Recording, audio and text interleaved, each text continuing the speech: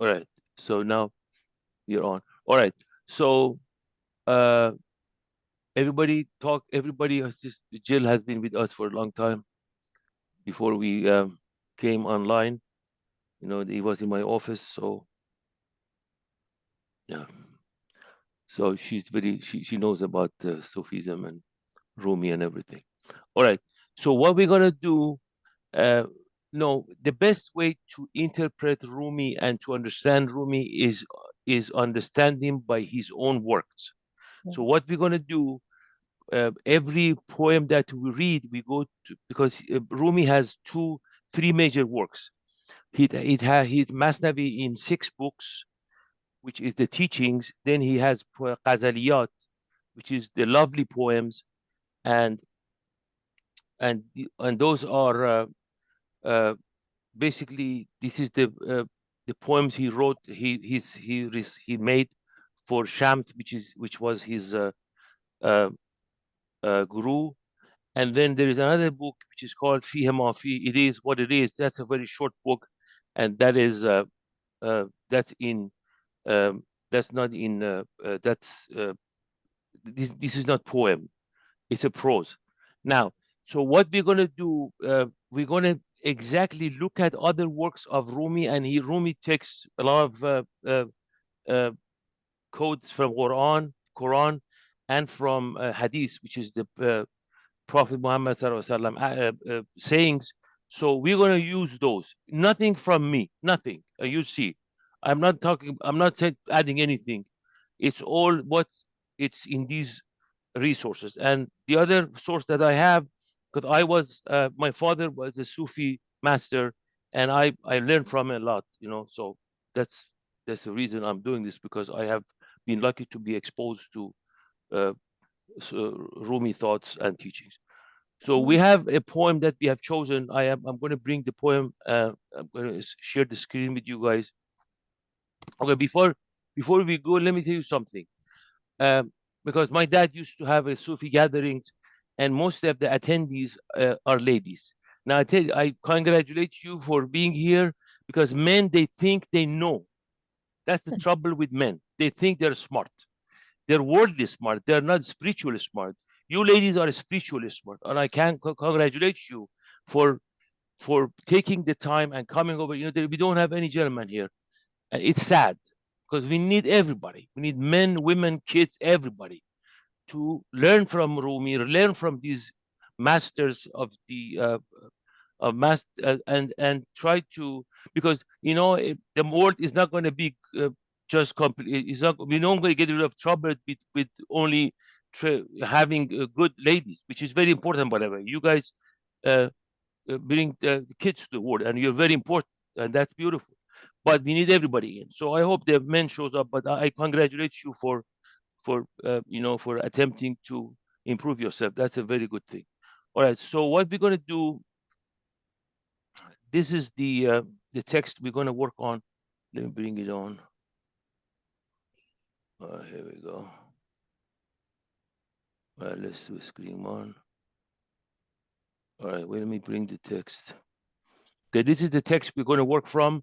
Now, at the beginning, I'm going to read the poem that we're going to work on. This is poem number 182 from Divan Shams, which is the Ghazaliyat, which is the love poems, which I mentioned before. This is from there. Now, what I'm going to do, I'm going to read each verse in Persian. The reason is for that is, first, I want you to hear the music of the words, the music of the poetry. The words are important in case of Rumi. It's very important because he chooses the, every word for a reason, and he's a master uh, in choosing the right word. And then it helps me to translate. You know, that's another reason, because I'm originally Iranian. I know Persian. This is my mother tongue. So let's start with that. If you want, you can find that's what everything we put here. I give you the reference. You can go and look at it. در میان عاشقان عاقل مبا خاصه در عشق چنین شیرین لقا. I hope among lovers there is no worldly intelligent ones, especially in the love of such a sweet face that we would like to visit. Okay, so what we learn from this verse, that there is two type of people. There are worldly intelligent ones, worldly clever people, and there is lovers. Correct? There's two type of people, and then we are here for a purpose. We have to see and visit a sweet face. So we have to visit a sweet face. Where is the sweet face? How can we accomplish it? How we can visit the sweet face? That's what we have to learn from him, because he's going to tell us. By the way, if you need to stop me, if something is not missing, you don't understand, please stop me so we can discuss it. The best I can help. By the way, then he's the second verse. دور بادا عاقلان از عاشقان، دور بادا بوی گلخن از صبا. I hope the lovers stay away from the worldly intelligent ones. I hope the odor of dirty mud stay away from the scent of the morning breeze. Now, here it says that if you want to be a lover, if you want to be among the lovers, if you want to accomplish that goal of becoming a lover, you have to stay away from the worldly, intelligent, smart, clever people, because you get affected by them. Regardless how good you are, we all are in the beginning of the path, so we have to protect ourselves. Never don't let people, don't let smart, worldly, intelligent ones, clever ones affect you, because they affect you negatively. Okay, that's what Rumi says.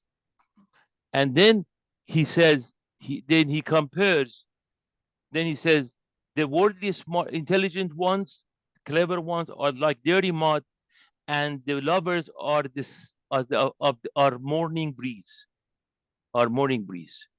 So we all want to be a morning breeze, right? We want to bring life and happiness and joy to the world. So that's what he's going to show us how to do. گر درآید عاقلی گو راه نیست، ور درآید عاشقی صد مرحبا. If a worldly intelligent wants to come in, tell him don't come in. Stay away from him. Don't come in. We don't want you. If comes a lover, tell him you are very, very welcome. Come in. We want to see you, because somebody else is trying to enter the video. Okay, let me see. Just give me a second, please.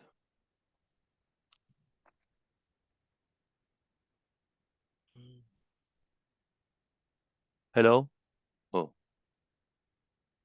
I don't see. Harmin? Yes, hello. Hello, how are you, ma'am? Welcome Good. to the circle. All right. We are going through the poem number 182. Okay. From Divan Shams. Thank you for coming, by the way. Welcome. Thank you. Okay. Now, next verse. This is a short poem, by the way, short ghazal. Just has few verses. عقل تا تدبیر و اندیشه کند، رفته باشد عشق تا هفتم سما. As soon as intelligence finds a worldly way, love goes to the heavens. Intelligence, worldly smart people, clever ones, it takes a long time for them to get out of their egos. It takes a long time. But the lovers will go to the heavens, to the higher places very fast. That's why Rumi wants us to be among lovers, and he's one of them. He's a master lover. He wants us to, because he says this is the short way. The other one, it's a long way. It takes a long time.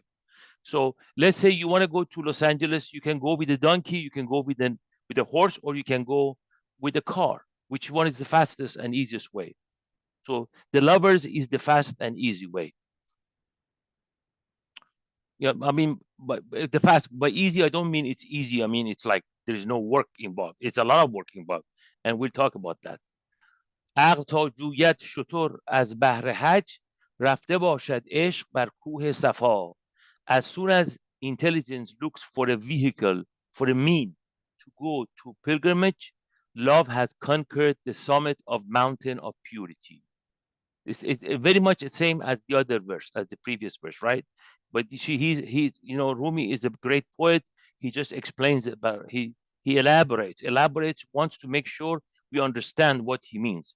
So intelligence, it takes a long time for intelligence, a very long time for intelligence to get to the mountain of purity, but to the salvation. But uh, and the intelligence looks for a vehicle, looks for a way, looks for a mean to get there. But love and lovers go without any means. They just get there. And that's like amazing. I mean, we say, oh, how can it be? Because we are thinking in worldly matters and everything. In order to do this, you have to do that. In order to get to A, you have to do this, B, and C, and D, right? But in the case of spirituality and salvation, it doesn't work like that. It doesn't work. It's just you can you don't need any means. And Rumi is going to explain this to us. Now, uh, last verse. عشق آمد این دهانم را گرفت که گذر از شعر و بر شعرا برا. Love came and shut my mouth and told me to forget about poem and come to heavens. Now, this is the style of Rumi. If you study Rumi in a lot of his poems, when he gets to the end, he says, "Oh, I talk too much again. I talk too much," because words puts a gap between you and a spirit. Because word is the work of the mind, and mind is the obstacle. The words are obstacle. But Rumi says, I have no other mean. I have no other way to talk to you. How can I communicate these things that came to me?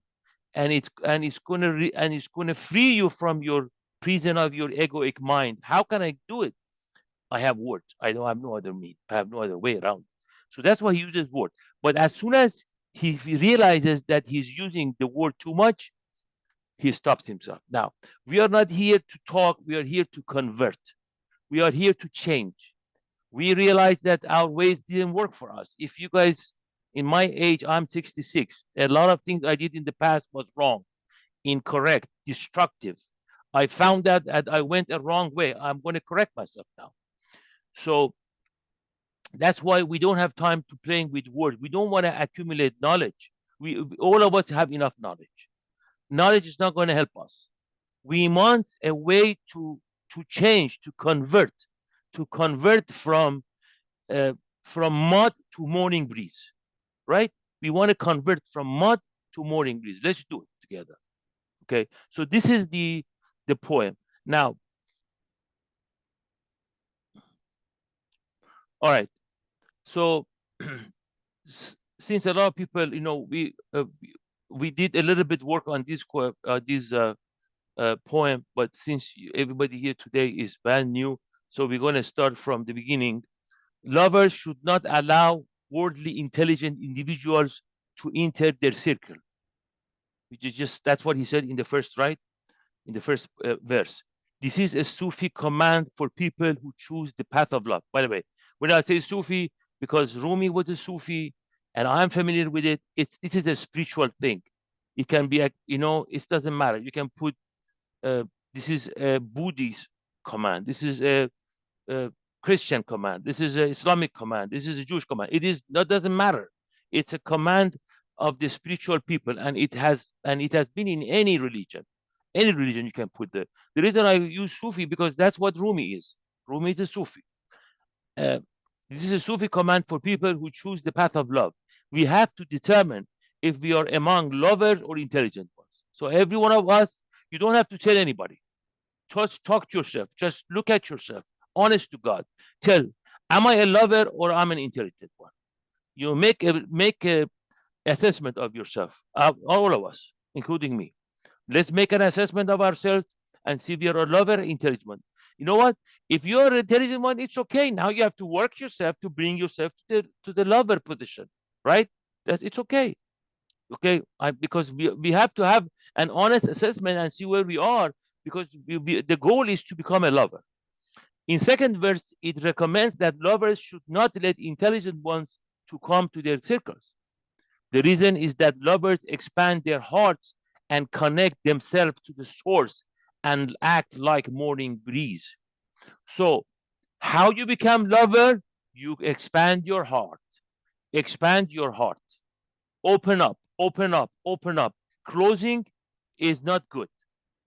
Open up, open up, open up, and connect to the source. How you can connect to the source? By opening your heart, by expanding your heart, and act like more remedies. They are a life-giving energy. But intelligent ones has the vibration of egoic mind. So the lovers are life-giving. Morning breeze. These words have been chosen very carefully by Rumi. Why he calls it morning breeze? You wake up in the morning at 5 o'clock, you go outside, the breeze comes, gives you life, right? Gives you life and joy. That's what lovers are. Rumi has done this. Rumi has has been creating this beautiful breeze from the beginning time that he came to the world 800 years ago to now. If you read his work, every generation, everybody who read it got enjoyed the breeze. They are life-giving energy, but intelligent one has the vibration of egoic mind, closeness. Therefore, the vibration of worldly intelligent ones is destructive, dark, and ignorant. That's very important. Everybody's, all of us, look at your egoic mind. Look at your ego. It's a destructive force. It's there to destruct itself and everybody around it. That's his job. That's the job. It's not you just that's the way it works. And it's dark and ignorant. The core of ego is dark and attachment and pain. Ego looks for worldly attachment and attach to it and create pain for himself, herself, and others and everybody around. Morning breeze is a wind that opens the flowers. So, since lovers are connected to the source of life, they represent the morning breeze. When they encounter other individuals, they open like flowers. The lovers, when they see others, they bring joy to the others people's lives. They are alive to life, but the egotistical individuals that have pain in their core, they fade them and cause them depression and sadness. Every egotistical individual, they cause pain and sadness around them and depression for themselves and others. Therefore, his advice to lovers is that you have to separate yourself from worldly intelligent ones. Through association, you will be affected, and this is not selfish. It's not selfish for you to protect yourself. It's very, very much in your right. It's very human and very good that we protect ourselves from the worldly, intelligent, clever people because they're going to affect us negatively. Let's discuss who are lovers and who are worldly intelligent ones, smart ones, clever ones. Rumi recommends that lovers should not allow the worldly intelligent ones to come around them, especially the one who have decided to actualize the goal of coming to this world, which is reaching God infinity and eternal life. So the lovers want to reach God in God's infinity. So what do we mean by this? What means? Reaching God's infinity is opening an infinite space in your heart, expanding your heart to infinity. That's not that's Rumi in another says that هر کسی در عجبی و عجب من این است آنکه آنکه می نه چون به میان می آید آنکه نگنجد به میان چون به میان می آید. He says everybody is surprised by something. My surprise is that how infinity can can put himself in enclosed space, meaning how infinity can go inside us. Every one of us has infinity within us. We are capable. It has not been actualized yet because we're not working on it. That's what we're doing here. But you have infinity capability of becoming infinite in you, all of us. God has two characteristics. One is infinite and second eternal. By the way, for God, we can put anything, universe, life, love. It doesn't because, because God has a bad reputation, unfortunately, because people who advertise themselves as godly, they have done so much wrong that God has a bad rep right now. So you can put anything there. I just put God. Life. Life has two characteristics. One is infinite, and second, eternal. Infinity means an infinite space that if we expand our core, we can achieve it. Eternal means knowledge about this eternal moment, and that in our core, we are eternal. It means after the bodily death, we become eternal. The body is temporary, but the soul is permanent. The soul never dies. Okay, that's what Rumi says. Now, I learned this from my father, and I made an exhibit from it, and I hope it helps you. How did egoic mind come into being? Egoic mind. In Sufism, in Sufi, we call them nafs. Nafs. That's a good word if you want to learn nafs. All right. So go, at the beginning, God's spirit mixed with human body, which is made of soil and stinking mud. This stinking mud, it refers to a verse in Quran, by the way. So after the mixture of these two, the human being was created. So we are a mixture of God's spirit and soil and stinking mud.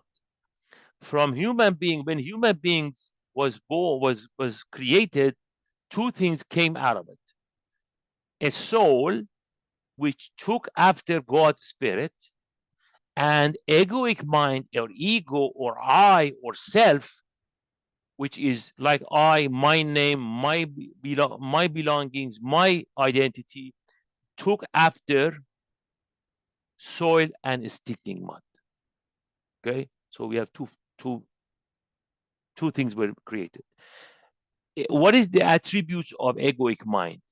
It has lust for everything that that it likes, lust for everything, and pursuing likes. He wants to pursue whatever the ego wants and likes. Okay, and it has anger, which is rejecting dislikes. So it wants to get things that ego wants to get things that he likes or she likes, and reject and move uh, reject the stuff that he doesn't like or she doesn't like. Okay, so that's so the lust and anger was created, and the Rumi Sufis, all of them, they say you have to keep these two attributes in moderation. That's what they say. Okay, now before we came to this world, before we came to this world, we had nothingness at our core. Nothingness means there's nothing but light there. It's not that is nothing there. Means nothing, no attachment. No attachment what is at core. Nothing there. We get our sense of security. We got before we come. We got our sense of security, guidance, power, intelligence, and intellect from the core, which is nothing, which is light, basically. Okay. Then what happened? Before coming to this world, we had no form. Our wisdom comes from life. When one enters this world, start thinking, and his parent and society teaches him what is essential for his survival. Therefore, he starts conceptualization. These important, these important things are himself. This is a child who was born fresh. His parents, his family, then things like money, profession, social status, and others. As the child grows, he adds more attachment, and he puts more attachment at his core. Then he gives life to these concepts. Therefore, these things becomes his core, and he gets attached to them. Listen, be careful here. Money has no life. Who gives life to money? Us. Then we get attached to it. Okay? Status has no life. Status is a thing. Why we get attached to it? Because we give him life. We give him life and we become attached. Okay? His core, which was formless, now starts thinking and attaching to these things, and ego is created. As soon as these cores, these attributes goes to our core, and we give life to them, because we are the one who have life. We are the one who have energy. That money doesn't have energy, status doesn't have energy, right? We give it to them. Then ego is created. Moving from thought to thought creates the ego and egoic mind. So movement of thought, when you move from one thought to the other, to the other, to the other, to the other, to the other, it's like a motion picture. It's like a motion picture. An illusion is created, which is ego. Ego is an illusion. It doesn't exist. There is nothing exists but life. Ego is doesn't exist.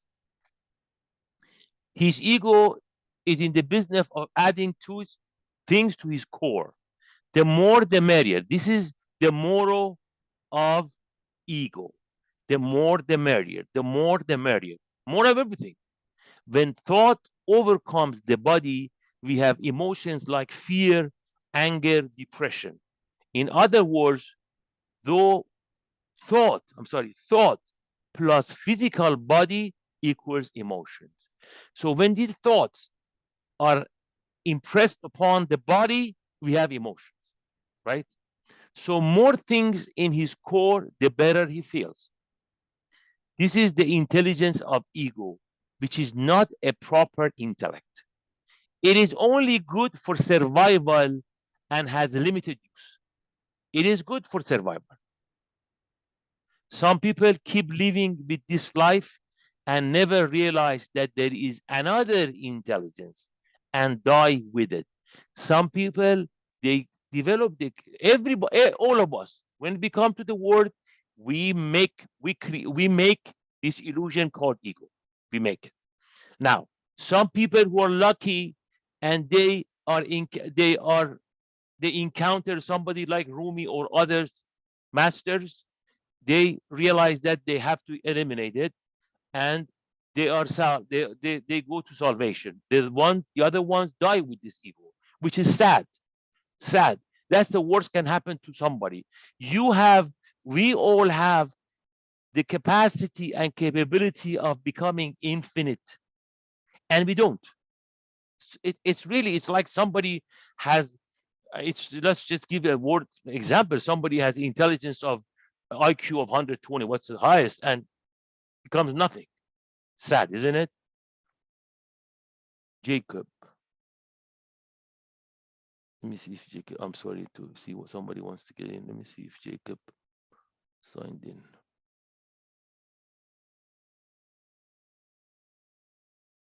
Yeah, the reason I'm careful here, because we had some experience. Some people came and they want to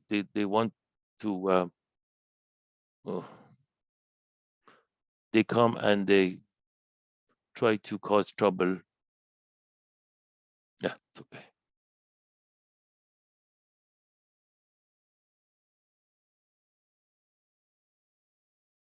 Okay. So where we were.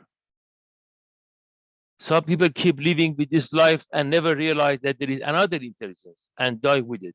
We are not here to add to our material well-being and then die. We have come to achieve the eternity and infinity. Egoic mind has three characteristics. One, it is temporary. It's temporary.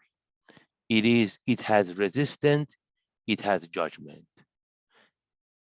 If you want to know your ego, look at your list. If I want to know how much ego I have, see how much resistance I have, how much judgment I have. The more resistance, the more ego I have. The more judgment, the more ego I have. And it's temporary. Then we start creating problems and obstacles and looking for them. By the way, if we get a chance, I have exhibits to show this in a figuratively. Hope we can get there. With ego and egoic mind, humans have caused problems as individuals and as groups.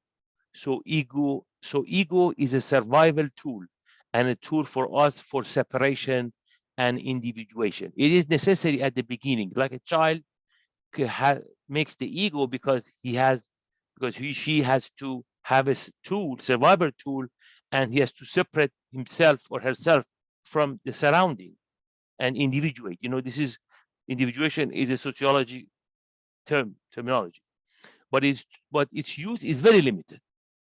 On the other hand, since the universe wants to alert us that ego is a troublemaker and attachments will cause problems, it will attack them. Since universe life wants you to expand and to come and to realize that infinity within you, it's going to attack it. That's the rule. That's a law. It's law of gravity. You cannot fight gravity, can you? I mean, if you go in a 20-story and you jump, you're going to come down, and God forbid, you're going to die. This is the law. So the more attachment we have, the more attacks we're going to get. This is the way it is. I mean, that's the way it works. Rumi and other Sufis have found out that this egoic intelligence is not helpful. And there is another intelligence that we must acquire, and that is God's intelligence, life intelligence, universe intelligence. The Sufi, they call him major intelligence. They say the ego has a minor intellect, and we need a major intellect. Then they taught us another thing, that as soon as we expand and create a space around the things that our mind shows us, we can connect to the original intelligence. If we create a space around the things and we expand our hearts, we will connect to the original intelligence. Additionally, before we come to this world, we have accepted and witnessed the fact that we are from the same essence of life and God. So the Sufis, they say, it's in Quran, by the way, that before we were created, we were in presence of God, life, universe, and God asked us, are you from the same essence that I am? When we said yes, we have forgotten it. Therefore, love starts from here. It is when we don't value the events and value the expansion around them.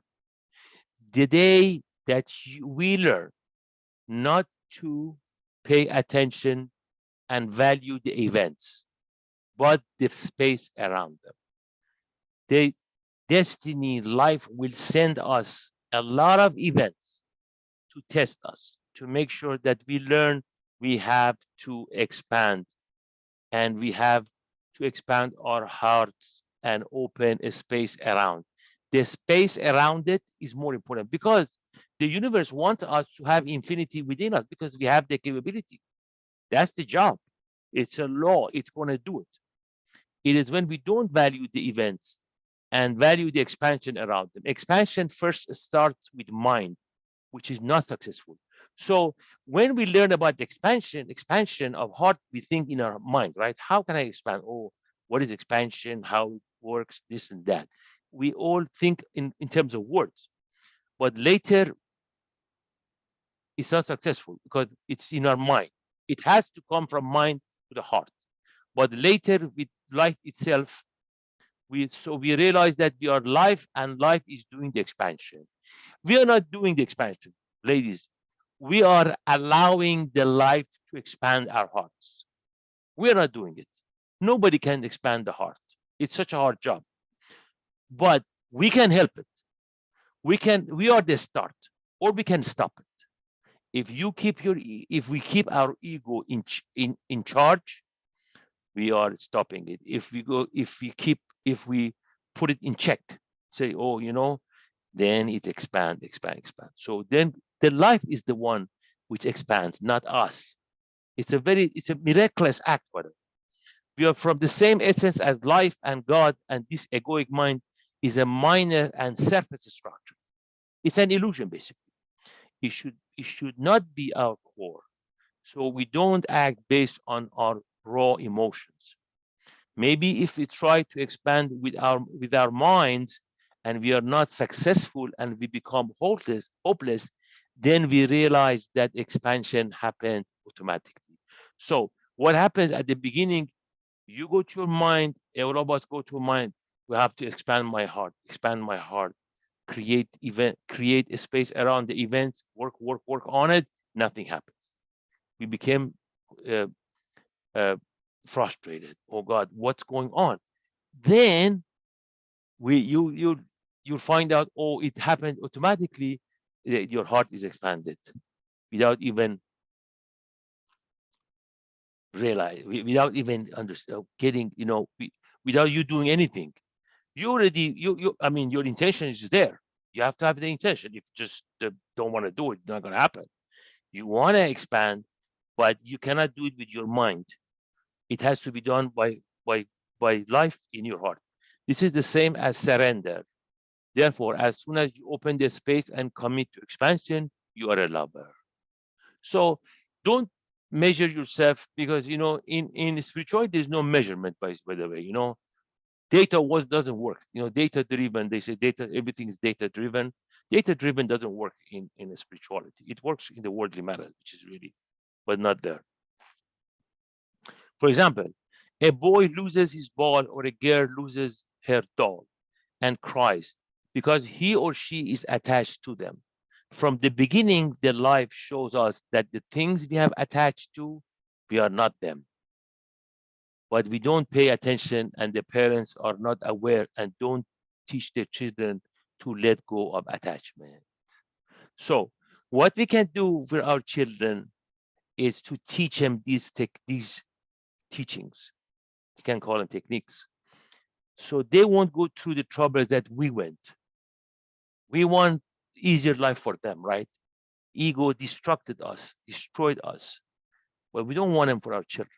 Let's at least teach the newer generation to not go through these troubles that we went. All right, these are good. These are beautiful. We had a gentleman who was in our circle, and he made this, and I thank him for that. He's not with us anymore. This is circle of identification. This is after we come to this world, right? We put the attachments in our core and we give them life. And we this concept, we give them life, we get attached to it. This is what is those core, what is those attachments? Everything that I can think of, myself, my spouse, the rest of my family, money, everything that I value, profession, social status, roles, hobbies, entertainment, friend, enemy, religious belief. Pay attention here, please. Religious belief is a thing. Is a thing. We put on our core and we get attached. Religious belief is not a spirituality. A spirituality is conversion. A spirituality is connecting to the source.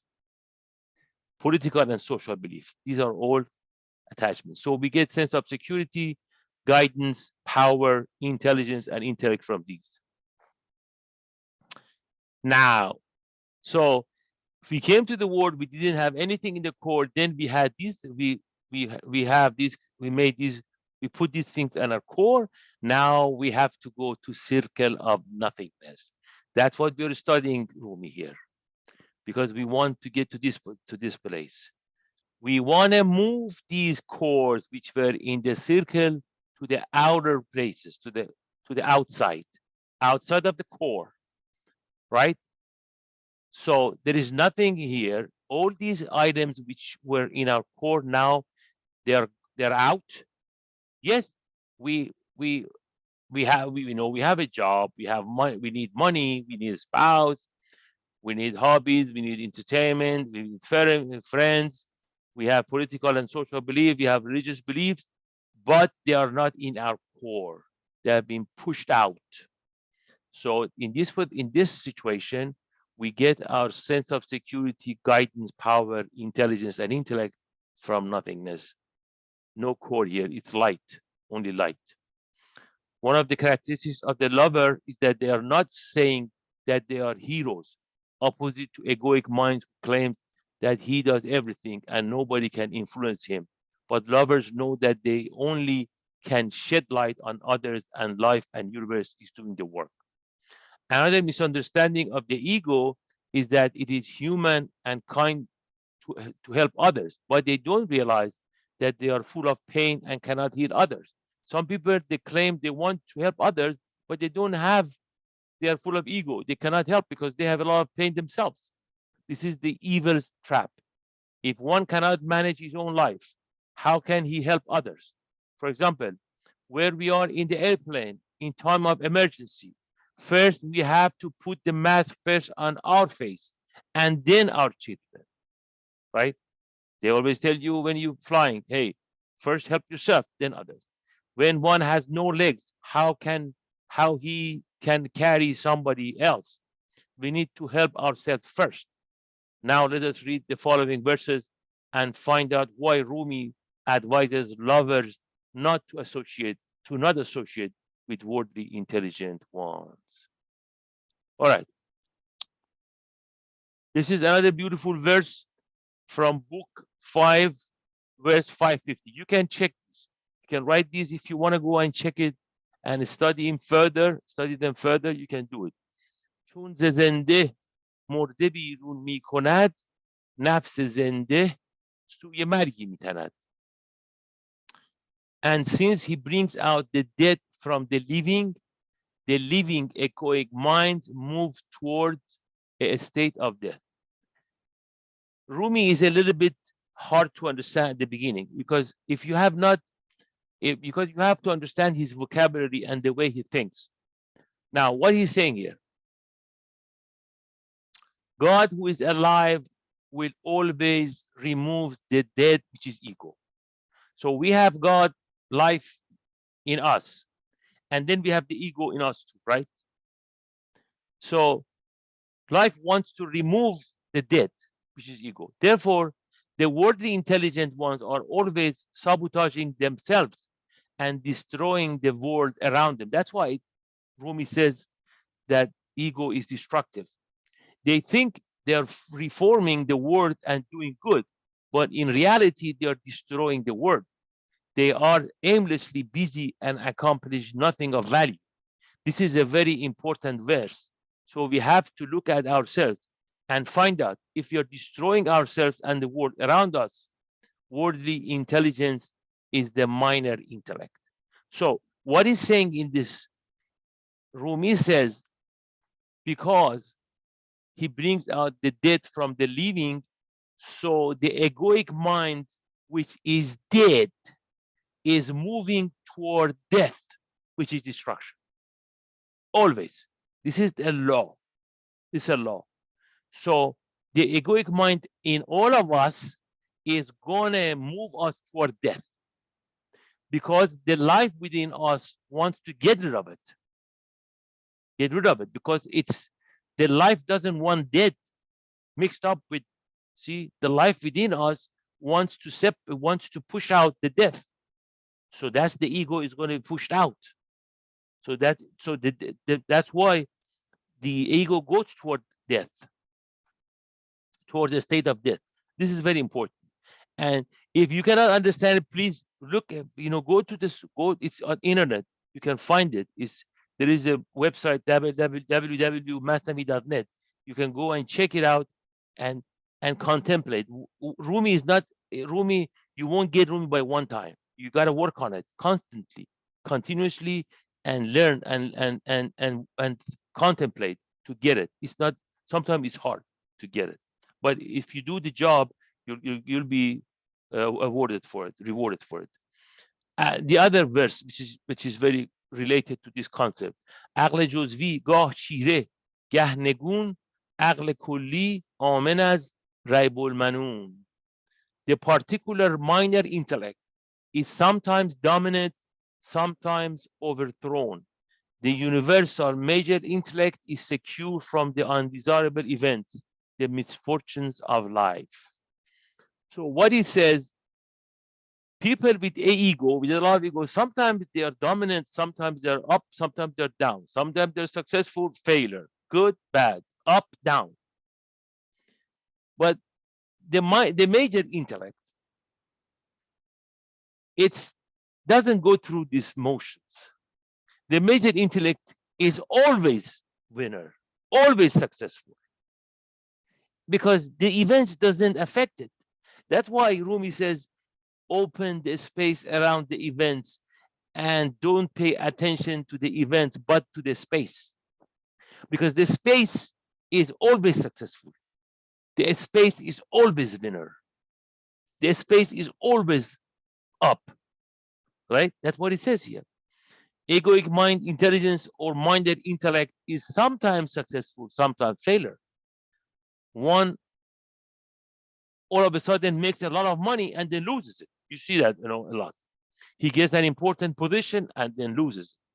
But he's never secure of the but he's never secure of the misfortunes of life. Ego always has to deal with the misfortunes. These are the events that happens and life attacks our attachment. This is by design. So if you have egoic mind, the misfortunes will happen. It's by design, because life wants to attack him to show us this is not you. It also means that the remover of doubt, these are the events that happens and life attacks our attachments.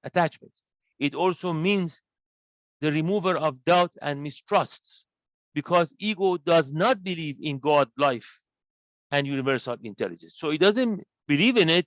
So what happens? It attacks it to make him believe in this higher intelligence. That is why when they fail, they blame the egotistical people. When they fail, they blame others and don't know that universe has planned it for them, so they can realize that there is a hidden structure that manages the universe, and it is not the order of the ego. So failure for the egotistical individuals is a law. It will happen. Why? Because the universe wants to tell them, you don't run the show. The universe does, right? It attacks them. If you have a plan, it will it will attack it. It makes sure you don't make it. It makes sure small things. Look at the small. You want to go in the. You want to. It's all the small items. It's, let's say in the morning you have to go to some place and there is lack of parking like everywhere in Orange County and LA. You want to park somewhere and somebody goes ahead of you and parks. Oh God, I didn't make it. You wanted to then do 10 jobs, 2 of them gets done, 8 of them doesn't get done, and you've done your best, because whatever you plan by your ego, it's going to get defeated. That's the universe plan. The universal intellect manages the universe and us. We don't learn from the start that we are not supposed to attach to things and have to be free from intense desires for things and attaching to them. If we don't learn these lessons voluntarily, then universe will force us to learn them. So we are here to voluntarily learn and let go of our attachment, so the universe don't have to punish us. We don't want to be punished, because it will do it based on Rumi. Therefore, there is two ways in front of us: learn these matters with ease voluntarily, or the universe will teach us with putting unpleasant events in front of us. That's what it says. Rumi says, either you do it yourself voluntarily, let go of your attachment, remove them from your core, or the universe will do it by force. By the way, does it make sense to you, ladies? Make sense? I don't want to talk too much. If you need any, if any help, I mean, if I'm going too fast, please let me know. It's a lot. I packed a lot of material here. I tell you, it's a lot of material. I know that, but it's good. Now, another verse to help us to understand this concept. تو از خواری همین نالی نمیبینی عنایت ها مخواه از حق عنایت ها و یا کم کن شکایت ها. You complain about undesirable events in your life and don't see the blessings. Don't ask God for blessings or don't complain. So Rumi here says undesirable events is blessings. Look at it. Nobody can defeat us if we think like that. Anybody can defeat you. Think about it. If it's undesirable, I'm not going to be affected. I open a space around it. It's not going to. It's not going to make me sad. It's not going to sadden me. It's not going to depress me because I know it's a blessing. It wants to remove the attachment from my core, right? Universe loves me. Life loves me. He wants me to get rid of this attachment in my core. So he sends undesirable things on my way. تو را عزت همی باید که آن فرعون را شاید بده آن عشق و بستان تو چو فرعون این ولایت ها. تو را عزت همی باید که آن فرعون را شاید بده آن عشق و بستان تو چو فرعون این ولایت ها.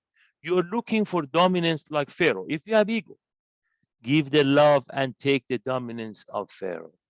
God says, if you want to be a Pharaoh, if you want to be an egotistical person, go be it. Don't come around me. Go be it. Don't ask for. Don't come around me. Just let go. Just forget about love. You don't want love. Okay, fine. Just go be dominant. Be like Pharaoh, and be egotistical. Okay, just go on with your life. It's okay. You don't want to be a lover? No problem. Don't be a lover. See, God gives us that freedom, that choice, freedom of choice. Say, okay, you don't want to be a lover, you want to be miserable, go be miserable. That's what Rumi says. خنک جانی که خاری را به جان زول نهد بر سر پی امید آن بختی که هست اندر نهایت ها. This is Divan Shams, poem number 59. This is from Ghazaliyat. It is great for the one that chooses the misfortunes of life and surrender from the start in hope of the greatest luck who comes at the end, which is meeting the face of the Lord. So he says, good for the person, great, good for the person that chooses the misfortunes of life and surrender from the start. From the start, says, I am going to accept and surrender to these misfortunes. And I'm going to open the space around it. And I'm going to expand my heart. Because I know after doing these, at the end, I will meet that sweet face that Rumi mentioned in the first verse. So that's the sweet face, facing of the Lord, facing of your Creator, seeing the face of your Creator. We are not here to talk about this thing. We are not here to accumulate knowledge. We are here to meet the face of the Lord. That's what Rumi says. Rumi met the face, and he says, you can do it too. We can do it too. As you can see here, when the minded intellect, ego, intelligence loses something, complains and gets angry and gets hurt, and start cursing the world and everything, and believe that life is not fair. Here Rumi says that life takes your attachment because you have a big ego and don't see the blessings. These are to your advantage. You have to remove these attachments from your core. Life is teaching you, but you are like Pharaoh and looking for dominance and worldly egoic power. You want to show off and get recognition from others. Therefore, if that is your goal in life, give up the godly love and go after your worldly greed. Then he says, great for the one which accepts the misfortunes of the ego and accepts them with satisfaction. Great for somebody who learns very early this lesson and accepts these misfortunes in the hope of obtaining the eternality and infinity. These events that happens to you and attacks your attachment is to your advantage, but you don't realize it and complain about them. I know that's a lot of wisdom here. You have to unpack it. You have to unpack it and work on it. You know, it's one at a time. We have to unpack it. I'm just trying to explain the best I can. Okay, then another verse to clear this. Rumi it just gives so much examples and elaborates to make us understand. قضا که تیر حوادث به تو همی انداخت تو را کند به عنایت از آن سپس سپری. Now it gives us hope. Destiny who shot you with arrow of events with this blessing creates a shield. That's Divan Shams, poem number 3056. So he's going to give us hope. Say, yeah, I told you guys, oh, you're going to have misfortunes. You have to surrender to them, and you don't have to complain and this and that. Now I'm telling you, don't worry. Don't worry. The event will happen to you. The misfortunes will happen. But the one who sent them will create a shield with his blessings. Right? Worldly intelligent one think based on attachment. So destiny targets them with events. As soon as one becomes a lover and expands his heart and connects the life and master of the universe, the life creates a shield to protect them. It is not necessary for us to be forced to let go of ego with the misfortunes of life. If we change our way voluntarily and give up the egoic methods and choose loving methods, the universe will protect us. What else we are asking for from universe? He says, okay, I'm going to protect you. I'm going to protect you. I sent the misfortunes to change your ways. Now you're changing. I'm not a sadist. I'm not a torturer. I'm full of love. I'm full of mercy. I'm full of compassion. I did those because I love you.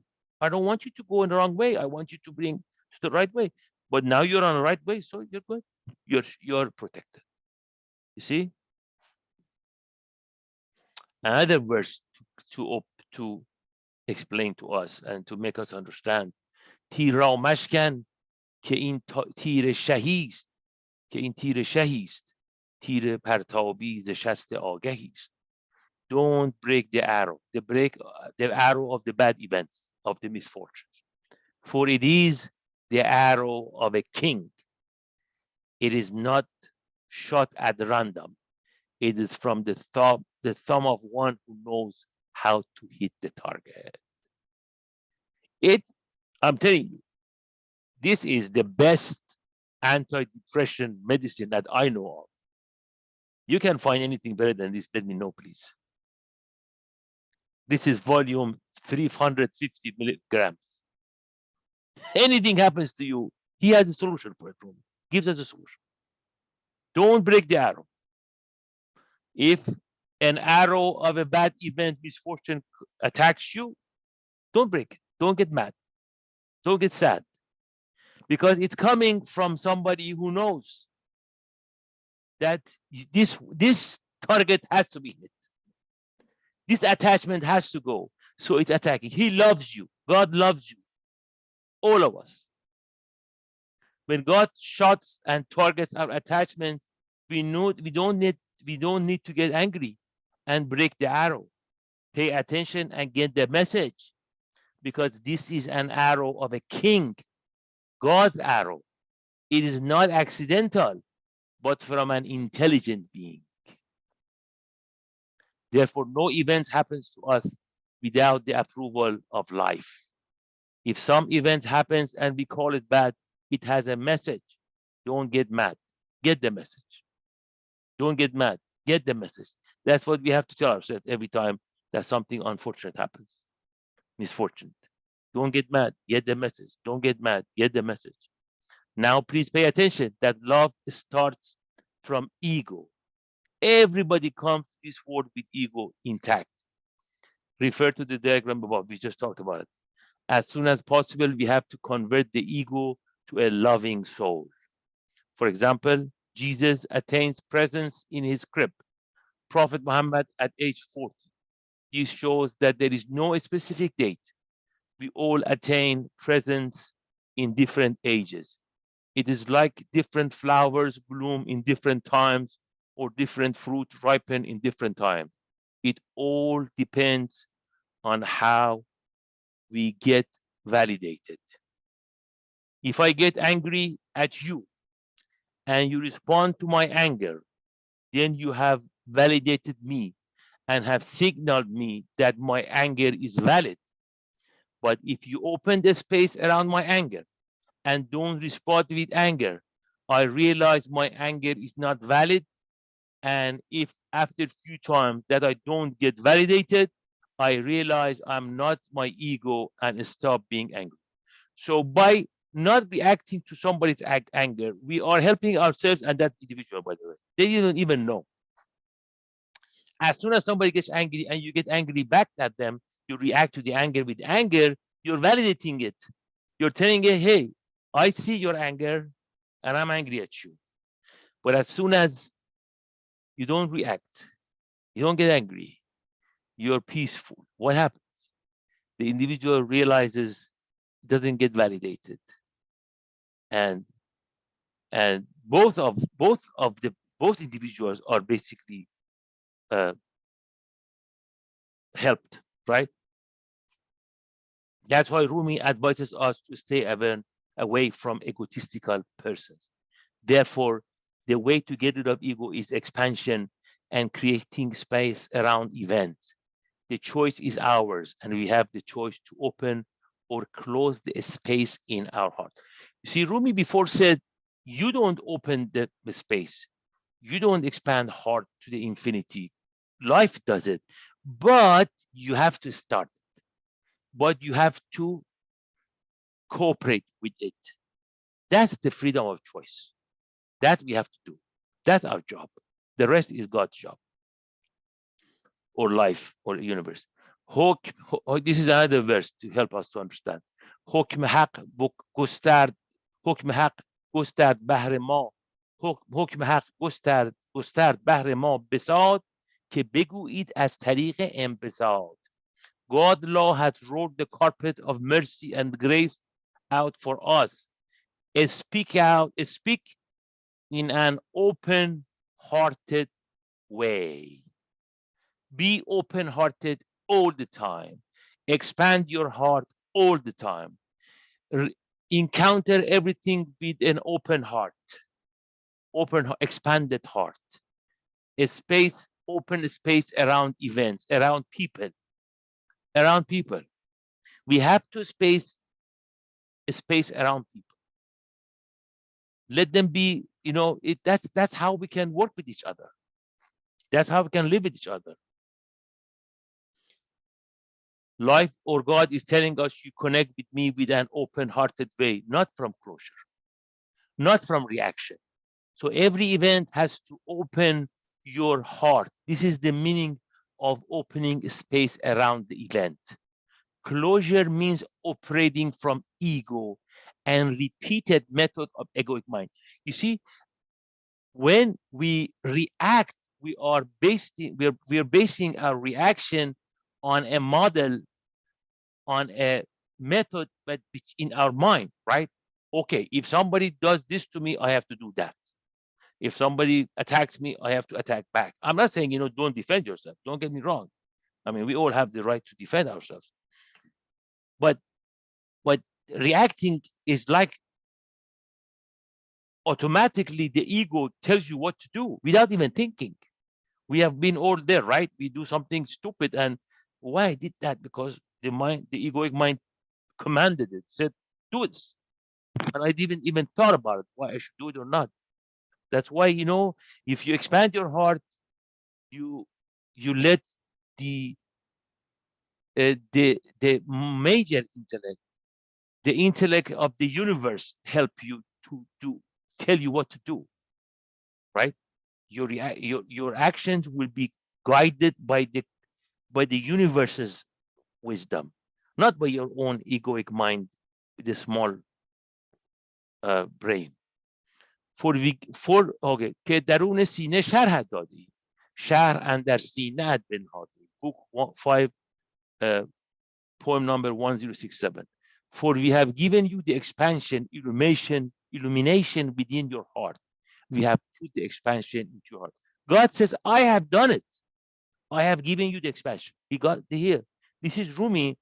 This is interpretation of Rumi from a verse in Quran, that God says, I have given you the expansion. He said before, he is expanding it. We are not doing it. We're just initiating it. We're just allowing it to happen.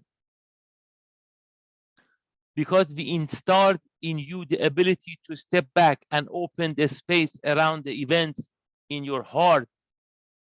This is my characteristic. And since you are my extension, you have it too. So we are extension of universe life, God, and God has infinite space, and we can have it too because we are his extension.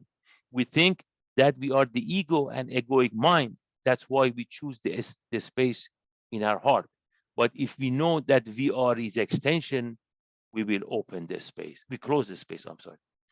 So let's do it again. We think that we are the ego and egoic mind. That's why we close the space in our heart.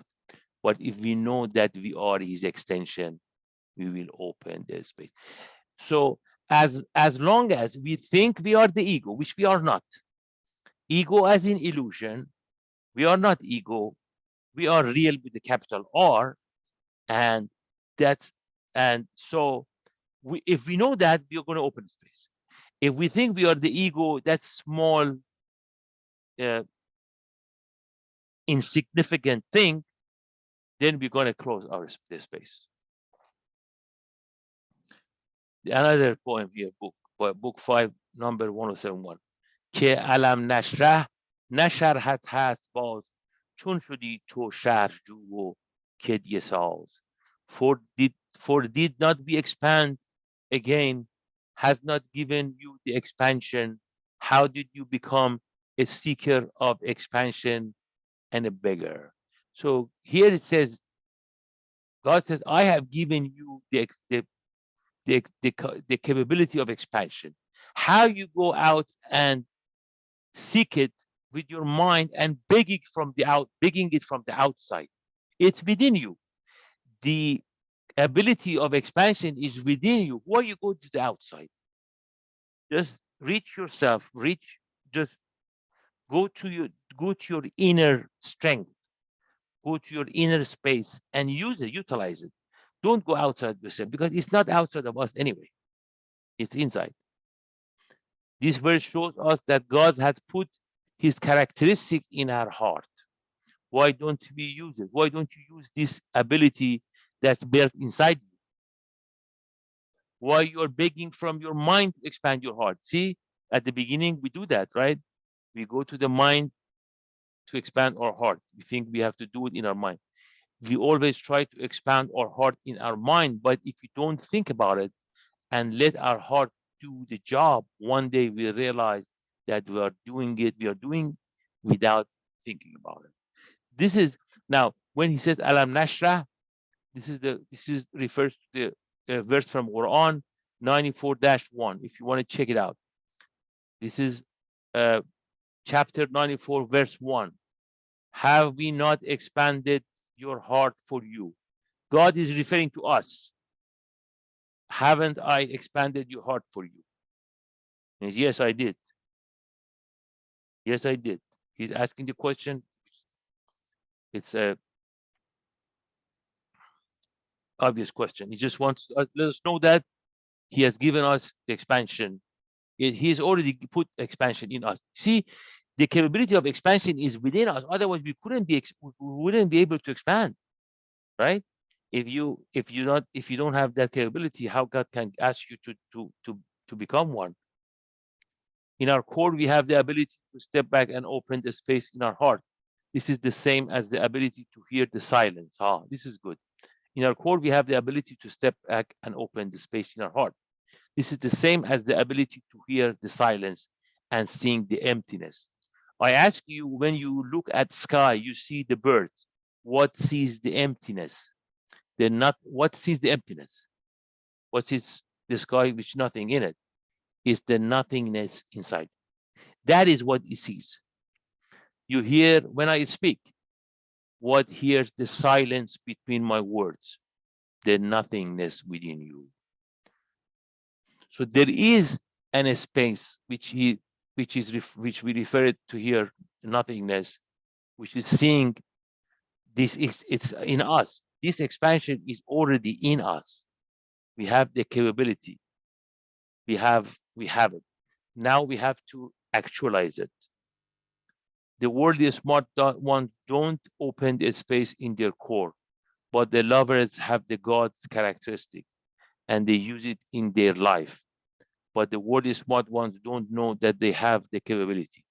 We can use these verses to find out that we are lovers or worldly smart ones. All right. I just don't want to overwhelm you. I know it's a lot of stuff. So let's just talk about what we got to here. We have 10 more minutes. I think this is too much. I don't want to give it too much. It's sometimes it's like sweet stuff. If we eat too much sweets, it doesn't taste good anymore, right? And I hate to do that to Rumi. He does so much work. He has he has lived this concept. He's not just talking about it. He has lived it and what he's talking about. But so let's just see what you guys think about it and what you got from it. And don't expect yourself. Don't be too tough on yourself that you're going to get it the first time. It's going to take time. It's repetition. I'm just opening. I'm just hoping that with these meetings that you go and work on yourself and read these things and work on it, because this is one time is not going to be enough. It's a lot of material. I know that. This is so wonderful. Thank you. Thank Rumi for that. Yes, I know of Rumi just through the poems, but they're the poems in English translation. And about 6 years ago, I did a master's degree in religious experience, specifically in the line where we try to use our minds to draw closer to the heart. And I focused on Rumi's ecstatic poetry, and I completely lost my closeness to the poetry that happened about 20 years ago. So everything you're saying is exactly my experience. So I want to thank you so much. You're welcome. It's a slow rehabilitation coming away from an academic approach. I thought I could stay in the heart, but you can't study Rumi academically or you can't satisfy the scholarship that's required. I wish I would not have done it now. There's a reason for it, El. Maybe you should have done it. You don't say that, please. So I don't want you to regret the past, because right now we are in present, and right. You came here for a reason. I mean, it's not accident. Let me tell you, everybody here for design. We are all here by design. So yeah. It's maybe you should have gone through that path to get to here. So don't regret, please, the past, because it's not going to help you. Yeah.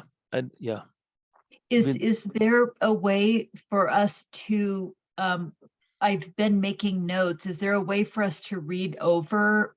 Is this going to be posted maybe somewhere? I haven't thought about it, but let me think about it, please. Okay. And then I let you know. But we're going to repeat these concepts. I'm telling you, just the vocabulary takes a while. The vocabulary of Rumi is very specific, and it's rooted in Sufism. And Rumi says himself, he says, I learned from this poet. Rumi studied every every Sufi poet before him. It's a very, it's a long tradition. It's a very long tradition. I'm trying, you know, I've been living here for 43 years.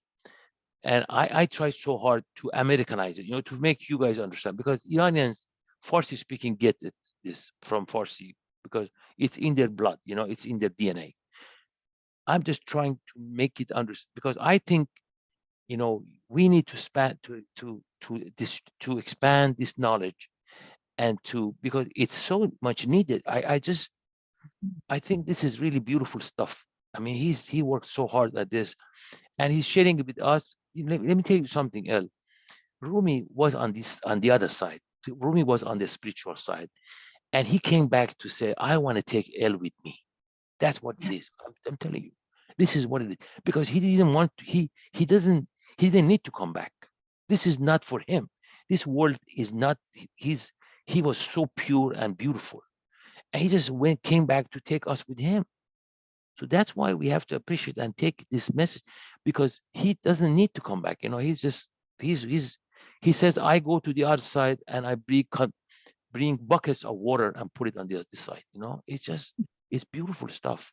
And it takes time. I'll be honest with you. If you come and you work on and you study on your own and read, you know, whatever you get your hand. You see, the problem is with the way they you have to understand Rumi by Rumi. That's the best way. Because if I put my stuff in it, because of for egotistical purposes, I'm betraying you guys. You see, that's why we use everything is here is from Rumi. Everything is from Rumi, and other Sufis which Rumi refers to them. Rumi is a, a continuation of a very rich tradition, very rich, and everything he says here, it's in tradition, and that's why you have to understand his tradition too. It's really specific. I'm just trying to make it as simple as possible, but yeah. Well, you know, I think this idea of surrender is it really hits me as being very important, because I have been an academic in my life, and I see myself wanting to surrender that, my skills, my capabilities, the things that helped me to have status in that world. I'm feeling this sense of surrender, and I think you tell me if I'm understanding this. When we make space around, say, something that is upsetting to us, then kind of in a visual way, so here's this thing that's upsetting, but if we make space around it, then are you saying, in a sense, it's really much smaller because there's space around it, and then if we surrender to kind of the smallness of it, that it's not really important, it's really a small thing, and what's really important is how we open up our heart to see what is more important than this little thing. I'm not sure. Am I saying that? Exactly right. Exactly right. Exactly right. That's what he said before. He said the space. You see, don't pay attention to the event. Pay attention to the space that you made, that you have around it. Exactly right. Good job. And let me tell you something. Surrender doesn't mean to be passive. By the way, surrender doesn't mean to be passive. If somebody comes and say wants to attack me or whatever, harms me, it doesn't mean that I let him harm me. It gives me the best option. It says don't react to it. Open the space and let the wisdom of the universe comes to you and tell you what to do. You see, it's not passive. It's very active, by the way. It's very active. But surrendering means first accept the event. Because sometimes the ego doesn't even want to accept the event. You see, it's just fighting with the event, resisting the event. You have to open the space and see the event for what it is, and then think, and then get the source from the source. Wisdom comes from the source, not from the ego. Ego has no wisdom whatsoever. It is the surrender, it is the Yeah, this absolutely, yes, yes, this right. Yes. surrender that we would not really be trying to sort of fix that Yes, yes, situation as much as then seeing it, you know, allowing allowing the wisdom of the universe to sort of take over with it. Yes, instead of us. Exactly. No, because you are not, it's not you. It's the ego tell you do this and that, but which is not you, by the way. Ego is the illusion that we have made to survive. But the wisdom is the real with the capital R, you know. That's the real thing, comes to you and tells you what to do. It takes a long time. It takes time, by the way, to open the space. And then Rumi says, you don't open the space. God does it for you. The universe does it, life. But you just allow it to happen. You see what I'm saying? You initiate it, and then the things will automatically roll. That's lovely. Really pardon me? It's wonderful. It's really beautiful. Yeah, it is. It's beautiful stuff. I'm telling you, it's really good stuff. And I hope that I hope it goes around and spreads out. Because I think it solves a lot of problems. I'll be honest with you, troubles that we are going through right now. It's just amazing stuff. Anybody else have any comments, suggestions?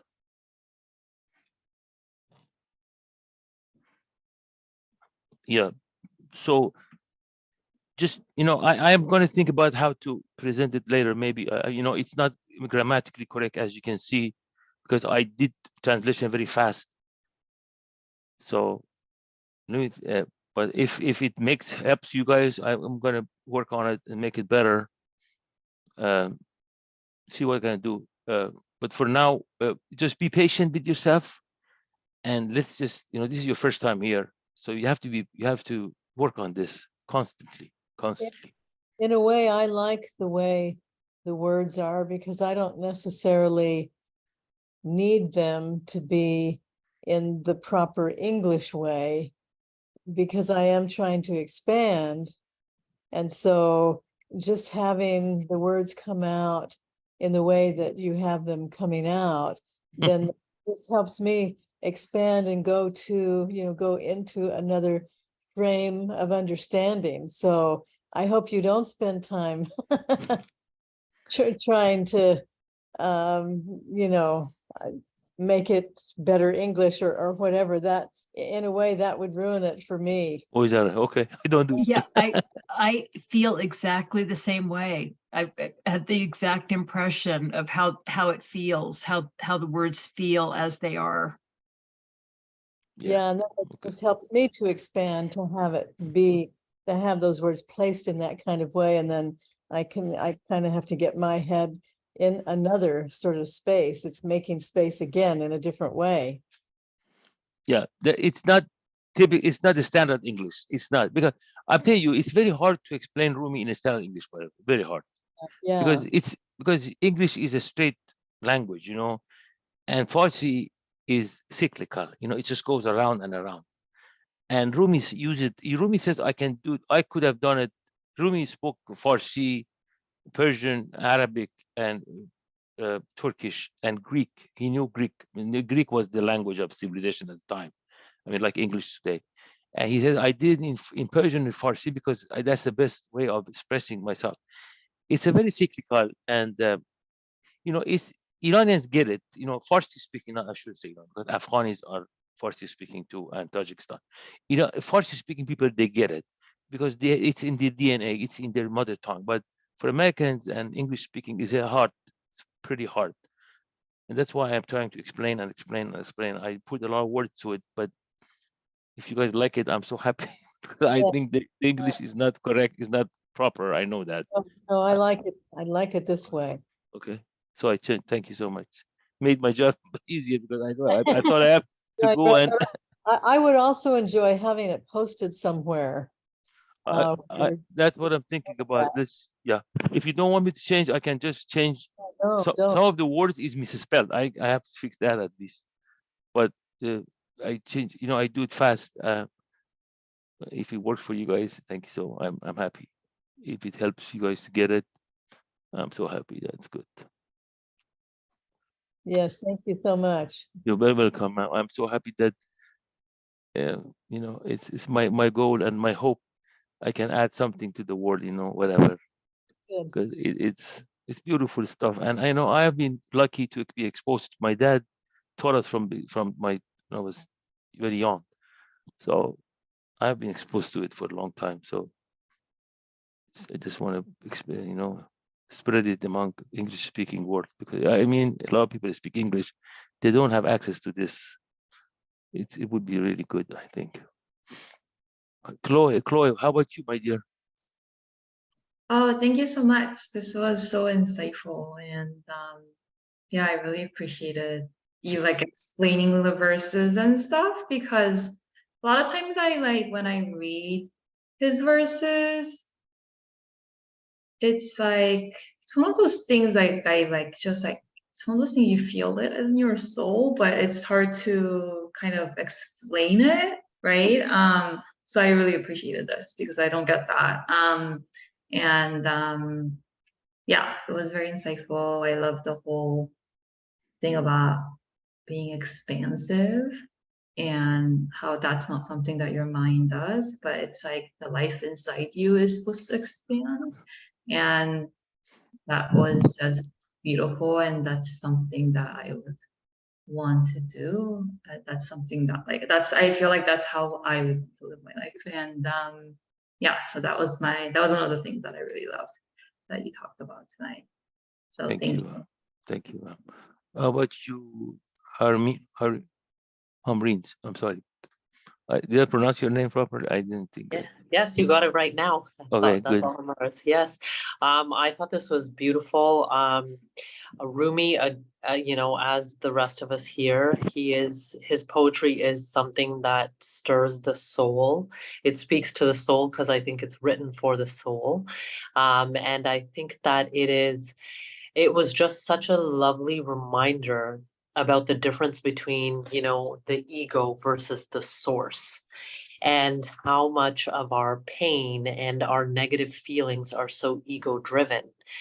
And I think I also felt so reassured when you were talking about the source and the soul, because, some of us who have experienced loss, it's a tough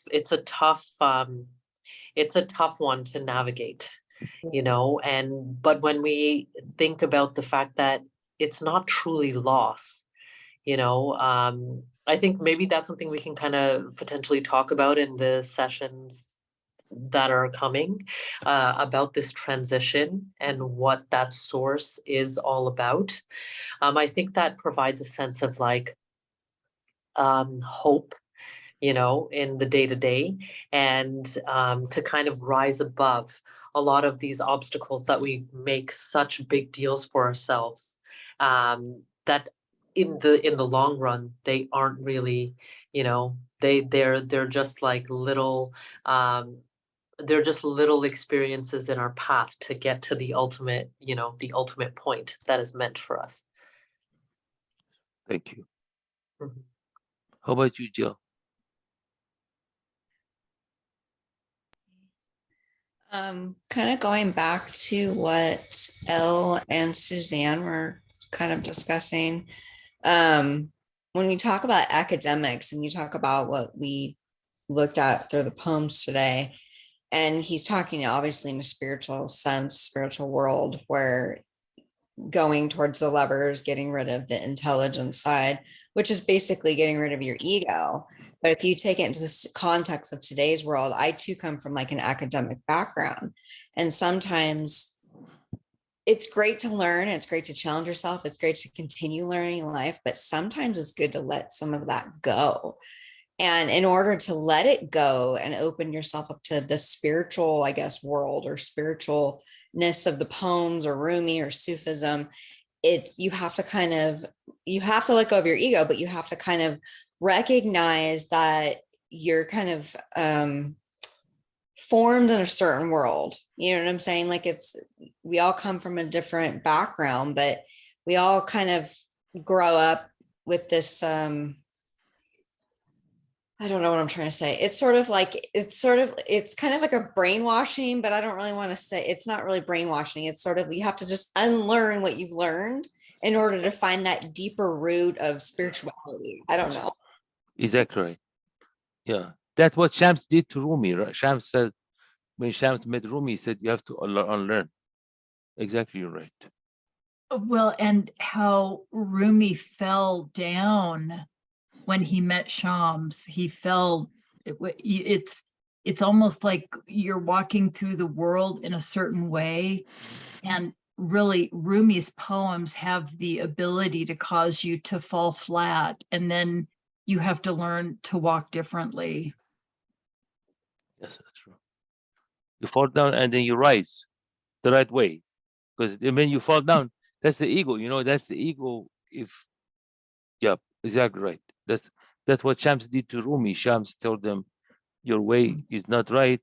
It's not going to get you out of this mess that you are, out of the ego. And then that's what created these works. And he threw away all of his books. Yes, exactly. You're right. That's true. That's right. You're right. Yeah, you're right. That's right. There is a poem from Hafiz, which is another Sufi, Iranian Sufi.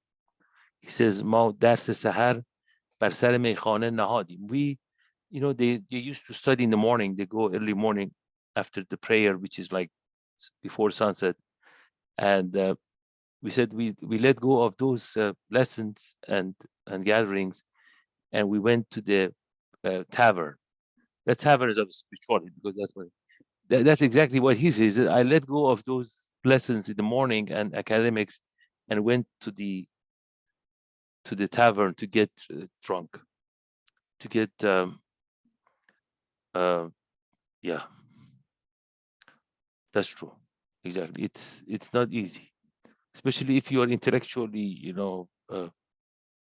smart. It's very hard to let go, but that's what you have to do, because that's part of your ego. That's what we have to do. I'm an intellectual guy myself. I teach. I'm a professor, but I teach accounting. But I'm an intellectual guy myself, and I had the journey. I still do. All of us have to do that. You're right. But being academic is not bad place to start with. So it's okay. You can. Rumi was very intellectual, but very, very intellectual.